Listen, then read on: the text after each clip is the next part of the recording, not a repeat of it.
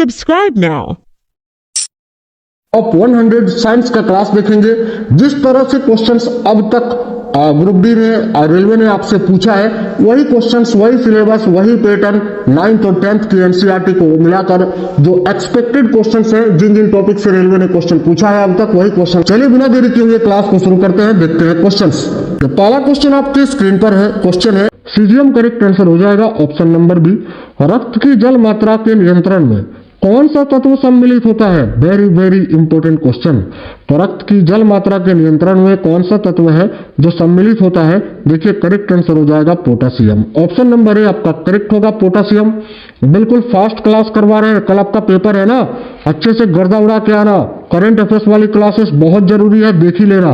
निम्न में से कौन सी गैस है जो जल में घुलकर अम्लीय विलयन बनाती है? भाई बताइए, इनमें से कौन सी गैस है जो जल में घुलकर अम्लीय विलयन बनाती है? देखिए carbon dioxide. Carbon dioxide correct answer हो जाएगा ऑप्शन नंबर ए। हरे पादपों में क्लोरोफिल बनने के लिए कौन सा तत्व अनिवार्य होता है? बताइए, हरे पादपों में क्लोरोफिल बनने के लिए कौन सा तत्व अनिवार्य है? तो मैग्नीशियम, जो कि पर्णहरित में सहायक होता है। Option number C correct answer हो जाएगा मैग्नीशियम।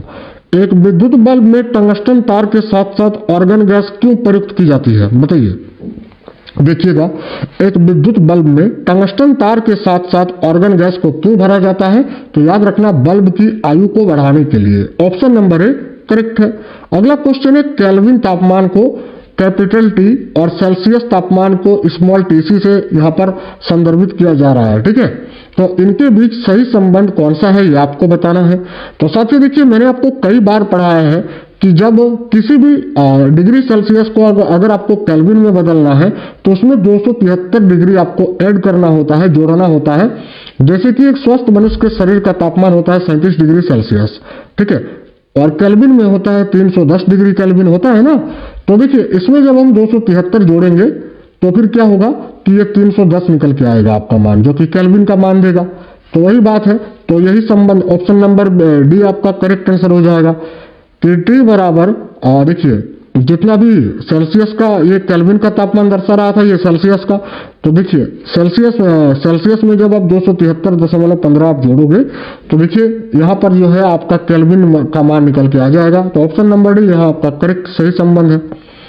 ध्वनि तरंगे निम्न में से किससे होकर नहीं गुजर सकती है? तो ध्वनि तरंगे निर्वात को पार नहीं कर सकती है। कई बार मैंने पढ़ाया है, निर्वात में रखा हुआ लकड़ी का खोखला पाइप, ठीक है।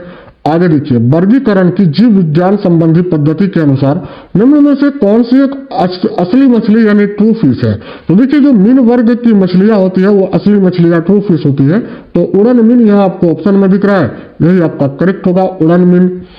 प्राणियों, देखिए प्राणियों में निम्न में से किस प्रकार के संयोजी ऊतकों में वसा संग्रहित होता है? बताइए, किस प्रकार के कनेक्टिव टिश्यू में वसा का संयोजन होता है, संग्रहण होता है?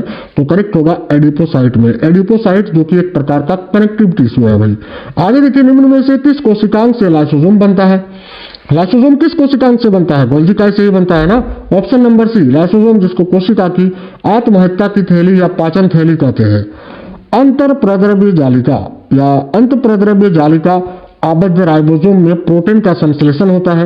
यह क्लोरोप्लास्ट के भीतरी थाइलाकॉइड स्थान की ओर लक्षित होता है। इसे अपने लक्ष्य तक पहुंचने के लिए दोहरी परत वाली झिल्ली की कितनी तहों से होकर गुजरना होगा?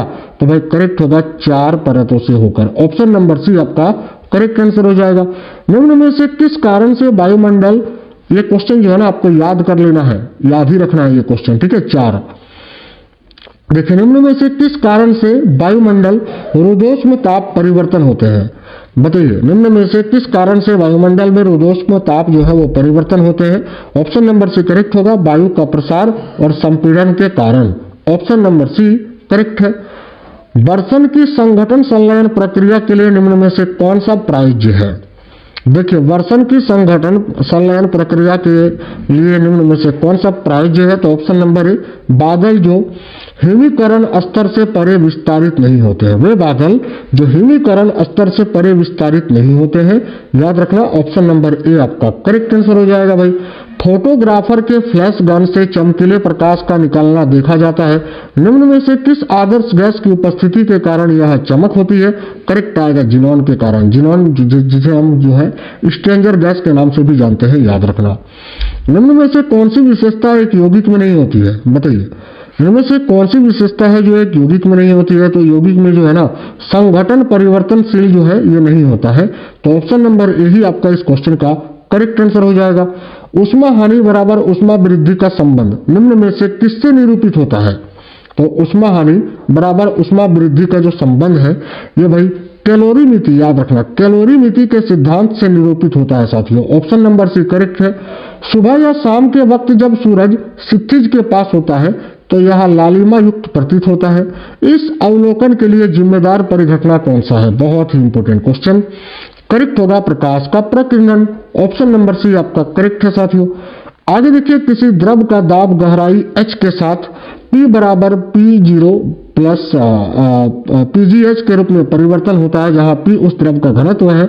यह व्यंजक किससे संबंधित है? तो याद रखना ये पास्कल के नियम से संबंधित होगा। ऑप्शन नंबर ए आपका करेक्ट है, पास्कल के नियम से। लसिका के बारे में निम्न में से कौन सा कथन सही है? ये में लिखा है लसिका कोशिकाओं में से रक्तस्राव के कारण बनती है, बिल्कुल सही है। लसिका में रक्त कोशिकाएं जैसे कि आरबीसी नहीं है। रक्त परिसंचरण हृदय द्वारा भी लसिका परिसंचरण नहीं। ऑप्शन नंबर ही आपका सही आंसर हो जाएगा, याद रखिएगा। आगे देखिए, प्राणियों के निम्न में से किन संवर्ग या संवर्गों में त्रिकोष्ठीय हृदय होता है? किन प्राणियों में 3 चैम्बर का या 3 कोष्ठीय का हृदय होता है? तो याद रखिए उभयचर और सरीसृप में। ऑप्शन नंबर बी करेक्ट होगा। कमरे के तापमान पर एक फ्लास्क, देखिए बहुत इंपॉर्टेंट क्वेश्चन है। कमरे के तापमान पर एक फ्लास्क में 2 अभिकारक गैस के बुलबुले उत्पन्न कर रहे हैं जो कि चूने के पानी को दुधिया कर देते हैं। वे अभिकारक क्या हो सकते हैं भाई? तो देखो option number B magnesium carbonate और एक हाइड्रोक्लोरिक अम्ल आपका होगा। ऑप्शन नंबर बी इस क्वेश्चन का करेक्ट आंसर हो जाएगा। निम्न में से किन 2 अभिकारकों के मध्य अभिक्रिया से हाइड्रोजन गैस उत्पन्न होगी? बताइए, इन दोनों में से किसकी अभिक्रिया, इनमें से किन 2 की अभिक्रिया कराने से हाइड्रोजन गैस निकलेगी? तो मैग्नीशियम और हाइड्रोक्लोरिक अम्ल, यानी एक धातु और अम्ल को जब हम अभिक्रिया करवाएंगे तो यहां पर हाइड्रोजन गैस बाहर निकलेगी। ऑप्शन नंबर आपका करेक्ट है। निम्न में से कौन सा अभिलक्षण हाइड्रोजन, नाइट्रोजन, ऑक्सीजन और कार्बन डाइऑक्साइड में सर्वनिष्ठ यानी कॉमन है? बताइए कौन सा लक्षण है जो हाइड्रोजन, नाइट्रोजन, ऑक्सीजन और कार्बन डाइऑक्साइड में सर्वनिष्ठ यानी कॉमन है?